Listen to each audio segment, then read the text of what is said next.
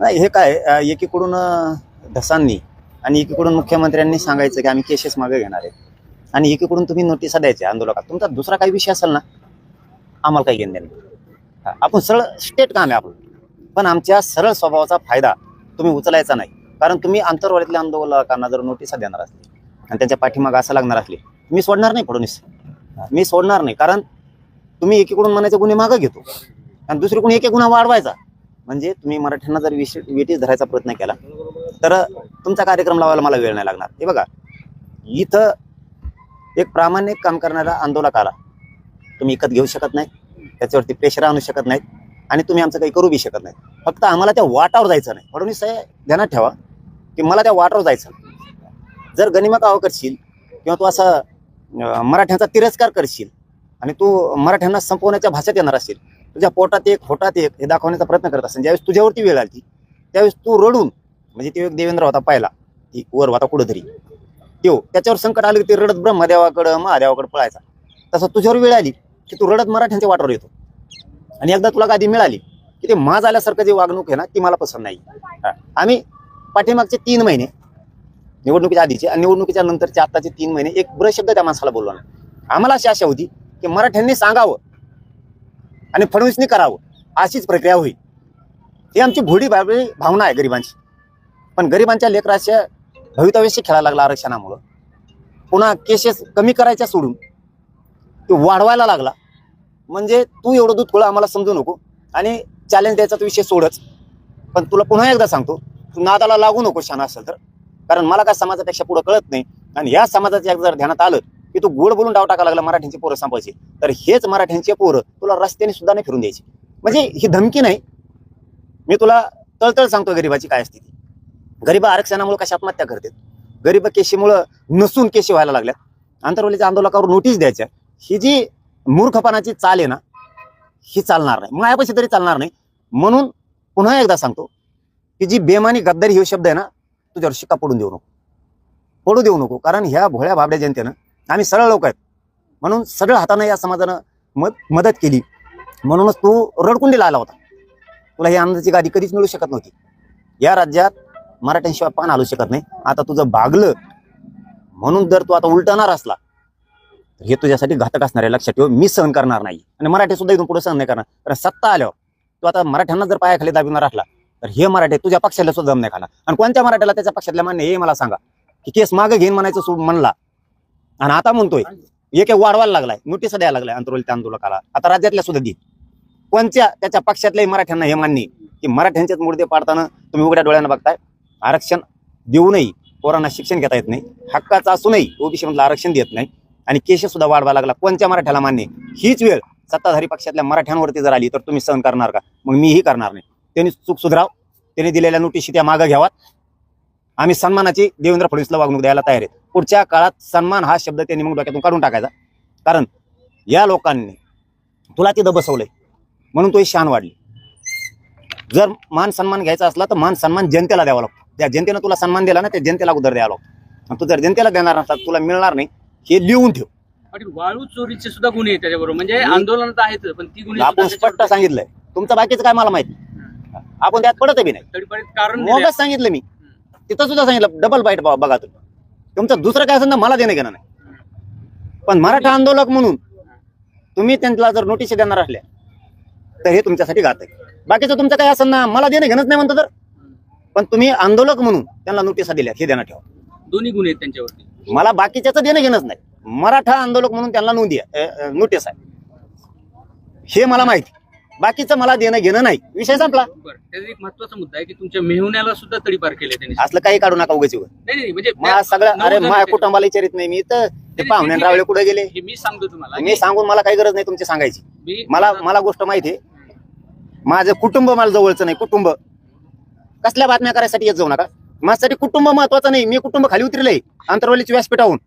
कुटुंब आईला आणि बापाला कुणीच उतरू शकत नाही या जगात. असा माणूसच असू शकत नाही की आई बापाला सरळ सांगितलंय पोरग घरी आल्यावर खाली उतरायची तू. मी फक्त मराठा आंदोलक हे शब्द बोलतोय. मग काय ती काय माहिती पाहुणे आहेत का याचे वाघुलीचे अमरावतीच्या महिला तडीपार केलेल्या. इथं मी जोपर्यंत आंदोलनात आहे तोपर्यंत मराठा म्हणूनच आहे. मग ते माझ्या बापावर जरी केस झाली तरी सोडणार नाही चुकीचं काम असल्यावर. मग पाहुण्याचा तो विषय संपला. पण ह्यात ते जे 9 जण आहेत ना मी त्याच्यामध्ये तुम्हाला आंदोलक पण पुन्हा आहेत ते. पुन्हा तिथंच येतोय. आणि मा बाप ते जर याच्यात असला विषय- तरी पाहुणा फिवणा विषय इथं बंद. मा बापासून सुट्टी देणार नाही. पण आंदोलक मराठा आंदोलक म्हणून जर तुम्ही त्याला नोटीस देणार असल्या तर मी अंतरवालीच्याच नाही राज्यातली कोणचीच सहन करू शकत नाही. नोटीस नाही डायरेक्ट तडीपारीच्या हा तेच काय जे असेल ते मी तर बघितलंच नाही आणखी. मला ती काल ऐकू माहिती मिळाली म्हणून मी आज सांगितलं की चुकीचं पाऊल उचलू नको. आणि काही लोकांना 6 महिने, काही लोकांना 9 महिने, काही लोकांना वर्षभर, असं 3 जिल्ह्यातून कारवाई. तुमचं दुसरं काय असू द्या म्हणतो तर आम्हाला आनंद आहे. तर तुमचं दुसरं काय असू द्या मराठा आंदोलक म्हणून तुम्ही करणं चुकीचं आहे. मला एवढंच नाही. दुसरं काय असेल ना तुमचा बिनधास्त बघा. एक ब्रश शब्द काढल्यावर बोला. आयुष्यात काढला नाही तुम्ही पुढे बी काढणार नाही. त्याची आयडिया अशी की दोन्ही कंबाईन केले ते गुन्हे असं तुम्हाला सांगतो. नाही ते जाणून बुजून आंदोलक गुतवायचे. त्या नावाखाली मराठ्यांचे आंदोलक गुतवायचे. त्यामुळे वाळू वाघुलेच्या महिला सुद्धा आंदोलन केलं म्हणून तडीपार केल्या. यवतमाळच्या महिला सुद्धा आंदोलन केल्या म्हणून तडीपार केल्या. बीड जिल्ह्यातले सगळे गुन्हे तिथं नसून सुद्धा लोकांवरती घेतलेत. आता हळूहळू तो प्रक्रिया सुरू करणार आहे. हे पाहुण्या रावळे मला उन्हाकारण डागाला विजवणार. दुसरं कारण शोधलं जाते मुद्दा म्हणून ह्याच्यासाठी. फक्त गुतवायचंय आंदोलक म्हणून गुतवायचेत. मग तुम्ही तिथं नसलात तरी गुतवायचेत. बीड मध्ये कित्येक जण तरी नसून गुतलेत कुठं बी. फक्त मी पुन्हा सांगतोय पाहुण्या रावळे फावळे आपल्याला कळत नाही. आपला पाहुणा मराठा समाज, सोयरे मराठा समाज आणि मायबाप सुद्धा मराठा समाज. आपल्याला त्याच्या पुढे कळलं नाही हे मी मराठा समाज समोर सिद्ध करून दिलेलं स्वतः. एक महत्वाचा पॉईंट होता की गुन्हे मागे घेणार म्हणून जसांनी तसं आश्वासन पण दिलं आपल्याला. म्हणजे त्या अटीवर आपण कुठेतरी तडजोडीला चांगल्या ह्याला म्हणून आपण सहमत झालो. पण आता हे सगळं उलट होतंय. तर याच्यासाठी तुमचं काय म्हणणं आहे नेमकं सरकारनं काय? नाही त्याला काय म्हणणं आहे. त्याला म्हणण्याची काहीच गरज नाही. तो मुद्दाम करायलाय. आम्हाला उलट वाटलं की जाऊ द्या संबंध वेगळे झालेले असतात जवळ आले पाहिजेत. संबंध असे झालेत तसे झालेत तर नको हे करायला. म्हणतात ना ते गुन्हे मागे घेतो. ते म्हणतात ना ते आम्ही गॅजेट लावतो. ते म्हणतात ना ते आम्ही नोंदी शोधतो समिती देतो. चला ना आपल्याला समाजाला द्यायचं. ताठवून धरून उपयोग नाही. आपण समाजाला दिलं पाहिजे. मला बदनाम करायसाठी एखादेच पाहुणे रावळे घेतले असतील त्यांनी मुद्दाम. असंही केलं असेल मी कुठं गठत नाही म्हणून. म्हणजे मी एखादा मुद्दा उठू नाही म्हणून म्हणायचं. मग पाहुण्यासाठी आता मुद्दा उचलायला लागलाय. आणि पाहुणे 2 वर्ष काय पाहुणेच होते काय आपले. हे एखाद्या वेळेस षडयंत्र असू शकतं त्याच्यात. मग बोलती बंद करायसाठी की मग लोक म्हणणार त्याचा पाहुणा आहे म्हणून बोलतोय का काय. इथून मागं सुद्धा आंदोलन मी गुन्हे मागं घ्यावात म्हणूनच केलेलं आहे. आणि गॅजेट लागू व्हावात म्हणूनच. एखाद्या तोंड बंद करायसाठी सुद्धा मी म्हणू नये बाबा पाहुणा आहे मग ते कोण त्याची टीम उठणार. धनंजय मुंडेसारखी टोळी त्याजवळ फडणवीस धनंजय मुंडेसारखी टोळी पैसे कमिणारी काढणारी ती म्हणून एखाद्या वेळेस की मग पाहुण्यामुळे उठला काय हो म्हणून एखादं मला तोंड बंद करायसाठी केलं असं. मला पाहुणा रावळा काही नाही. बाप मी आई बापाला किंमत देत नाही समाजापुढं.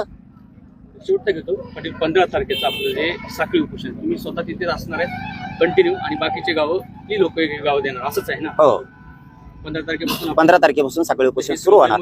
आणि मुंबईला सुद्धा ग्राउंड बघायला जाणार आहेत आम्ही. केव्हा जाणार आपण? कारण आम्हाला नाही तारीख आम्ही उद्या परवाच्याला डिक्लेअर करतो. 2-4 दिवसात ती तारीख डिक्लेअर करतो आम्ही. कारण माझ्यासाठी गॅजेट लय महत्वाचे. माझ्यासाठी गोरगरिबांच्या मराठ्यांच्या पोराचं आरक्षण लय महत्वाचं आहे. आणि ते शिंदे समितीकडे म्हणजे कायद्याकडे सगळे सोयरीची अंमलबजावणी महत्वाची. अंमलबजावणी सुद्धा महत्वाची. आणि गुन्हे हे राज्यात लाखो झालेले. JCP लावली म्हणून गुन्हे दाखल केले. JCP लावली म्हणून साखळी उपोषण केले म्हणून गुन्हे दाखल केले. मुंबईला जाताना केलेत. काही जागेवर तर काहीच नसून नुसतं तोफा कमवाजेल्या म्हणून केलेत. एका पोराने ते कमेंट टाकली तेव्हा काय मला पाहुणा नाही. हे बहुतेक तुमच्याकडून शब्द आला याचा अर्थ मला असा दिसतोय मग तोंड बंद करायसाठी हे केलं असं. मुद्दाम एखादं नाव घुसळलेलं असं पाहुण्या रावळ्याचं म्हणून म्हणायला होईल त्याचा पाहुणा आहे म्हणून हे बोलतोय याचा पाहुणा आहे म्हणून बोलतोय.